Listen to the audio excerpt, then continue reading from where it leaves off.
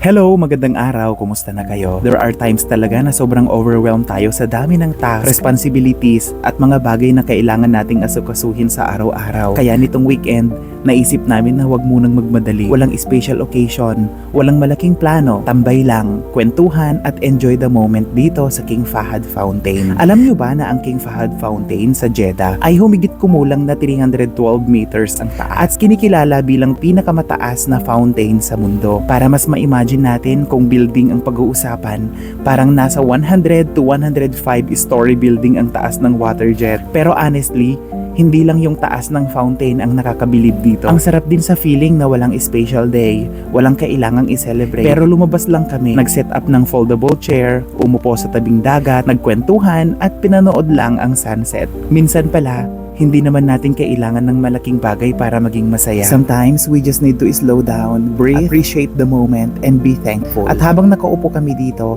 na-remind ako ng Panginoon na may mga pagkakataon talaga na kailangan nating tumigil panandalian. Tumigil hindi dahil sumusuko tayo kundi para alalahanin kung gaano kabuti ang Diyos sa buhay natin. Sa dami ng ginawa natin, minsan nakakalimutan nating tignan kung gaano karami na ang ginawa ng Lord para sa atin. Kaya kung ikaw ngayon ay feeling overwhelmed, pagod, or parang ang dami-daming nangyayari sa buhay mo, maybe it's time to pause for a moment. Huminga ka, magpahinga ka, at alalahanin mo na hindi mo kailangang dalhin lahat mag-isa. May Diyos na nagbibigay ng strength, peace, at sapat na grace para sa bawat araw. Because God is good, not only when things are going well, but in every season of our lives. Kaya kahit simpleng tambay lang, simple conversation, at sunset lang ang meron tayo today, it is still something worth thanking God for. Mabuti ang Diyos sa lahat ng panahon. Yan lang for today. Shukran and God bless everyone.